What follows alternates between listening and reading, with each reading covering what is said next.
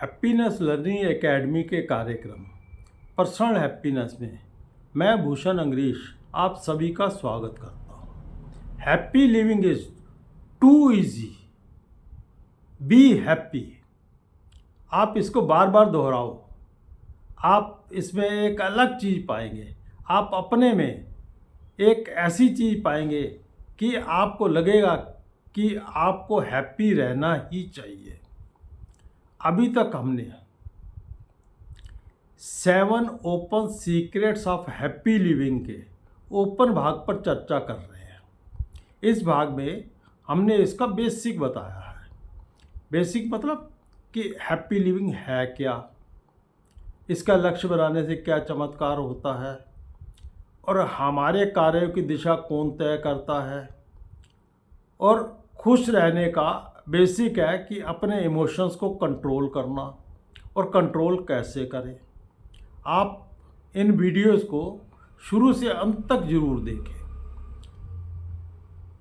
आज का हमारे जो चर्चा का विषय है, हम इसका प्रोग्राम का आधार बता रहे हैं। आधार में क्या है? प्रकृति के नियम। आप पूरी प्रकृति जो चल रही है उसके कुछ नियम बने हुए हैं। जैसे आपको मैंने बताया था कि संस्था में काम करते हुए या देश में काम करते हुए, परिवार में काम करते हुए आप क्या करते हो? उनके नियमों का पालन करते हो। अगर आप पालन नहीं करते तो आपको दंडित भी होना पड़ता है, शर्मिंदा भी होना पड़ता है। लेकिन अगर आप नियमों का पालन करते हो तो आप खुशी से जीते हो, खुशी से रहते हो, एक दूसरे के साथ सहयोग से रहते हो। इसी प्रकार प्रकृति में भी कुछ नियम हैं जिन नियमों को आप तोड़ नहीं सकते, लेकिन आप उनकी अगर अवहेलना करते हो तो आप दुखी होते हो, क्योंकि प्रकृति तो उसी हिसाब से चल रही है, अपने नियमों के हिसाब से चल रही है। लेकिन आप उसे मानते नहीं या उनकी अवहेलना करते हो तो क्या होता है? आपको दुख होता है, वो आपके दुख का कारण बनते हैं। लेकिन यदि आप उनका पालन करते हुए चलते हो तो आपको खुशी का एहसास होता है, आप आनंदित होते हो। तो ये नियम आप ऐसे हैं, जैसे मैंने पहले कहा, इनको आप तोड़ नहीं सकते। सारे धर्म देख लो, सारे देश देख लो, उनका संविधान देख लो, उन सब में आप इन्हीं प्राकृतिक नियमों का आधार बनाया हुआ है। ये प्राकृतिक नियम सब में ही बसे हुए हैं और सभी इन्हीं प्राकृतिक नियमों को एक तरह से या दूसरी तरह से बताते हैं, जिसके आधार पर आप खुशी से रह सकते हो। ये जो नियम हैं ये ऐसे है, जैसे पहला नियम है भिन्नता का नियम, दूसरा नियम है द्विभाषिता का नियम, तीसरा है परिवर्तन का नियम, चौथा है कॉज एंड इफेक्ट का नियम, जस्टेशन का नियम, सिनर्जी का नियम या समन्वय का नियम, एनर्जी का नियम, शक्ति का नियम। ये 7 नियम ऐसे हैं, अगर आप इनको समझ जाओ और इनका पालन करना शुरू कर दो तो आप में कई चीज़ों का विस्तार होगा। जैसे आपका जीवन संतुलित होगा, शांति में होगा, खुशी से भर जाएगा, आनंद से भर जाएगा। आप कोई निर्णय लेने में अच्छी तरह सक्षम हो जाएंगे, आपका आपसी व्यवहार अच्छा हो जाएगा। तो ये सब चीज़ें आपको उसमें मिलेंगी, लेकिन आपको इन नियमों का पालन जरूर करना पड़ेगा, क्योंकि अवहेलना करते ही मैंने जैसे बोला कि आप दुख के भागी हो जाएंगे। आज मैं सबसे पहला नियम जो है भिन्नता का नियम, इसको पहला नियम क्यों मानते हैं? क्योंकि आप जब भी प्रकृति को देखते हैं तो आपको क्या होता है? अलग अलग चीज़ें दिखाई देती है। आपको पेड़ दिखाई देंगे, पृथ्वी दिखाई देगी, चंद्रमा दिखाई दे रहा है, सूर्य दिखाई दे रहा है, ये सब चीज़ें आपको दिखाई देती हैं। आप तरह तरह की सब्जियों को देखते हो, फलों को देखते हो, तो ऐसी अनगिनत चीज़ें हैं जो प्रकृति में आपको दिखाई देती हैं। जिनको हम काउंट भी नहीं कर सकते, और बहुत सी चीज़ें तो ऐसी हैं जो हमने आज तक देखी भी नहीं होंगी और हमें पता भी नहीं होगा। प्रकृति में इतनी भिन्नता समाई हुई है। तो ये चीज़ों अगर आप ध्यान से देखें, सबसे पहले प्रकृति की सुंदरता ही इन भिन्न भिन्न चीज़ों से आपको दिखाई देती है। जैसे पेड़ों पे हरे पत्ते होते हैं, और ये जो है सारी चीज़ें मान लो हरी हो जाए तो आपको प्रकृति कैसी लगेगी? शायद अच्छी नहीं लगेगी।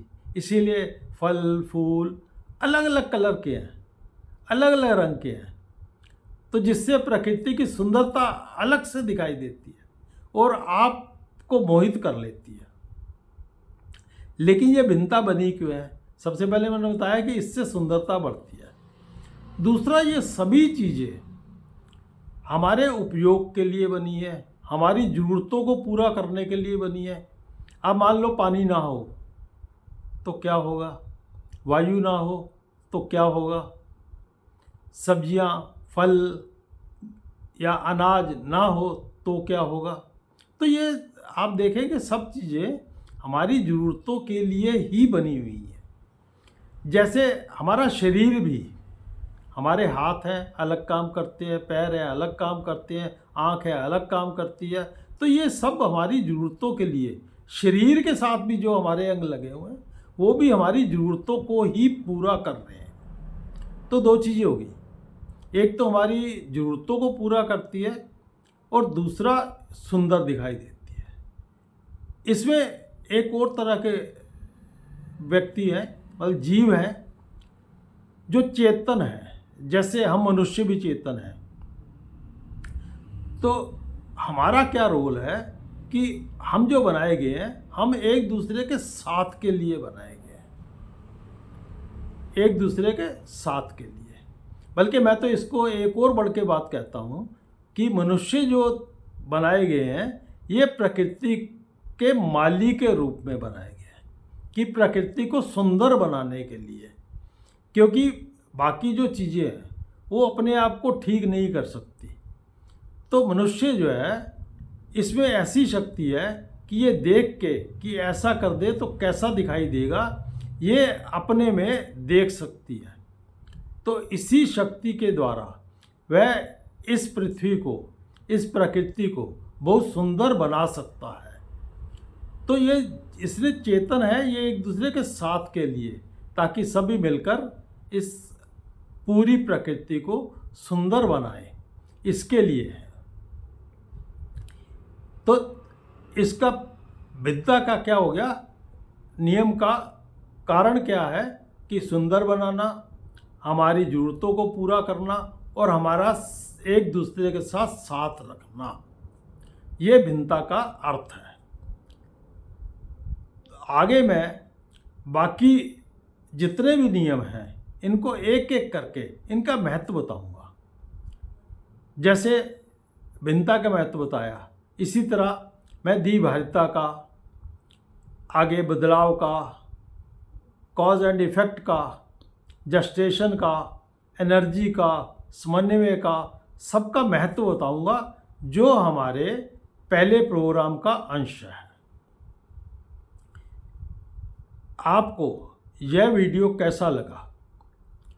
अगर अच्छा लगा है तो इसे लाइक कीजिए, और आपको ये वीडियो देखने के लिए मैं आपका बहुत बहुत धन्यवाद करता हूँ। और आप कोई भी बात हो हमारे कमेंट बॉक्स में अपने कमेंट दीजिए, ताकि हम और अच्छी तरह आपको ये वीडियो बनाएं और दिखाएं। धन्यवाद।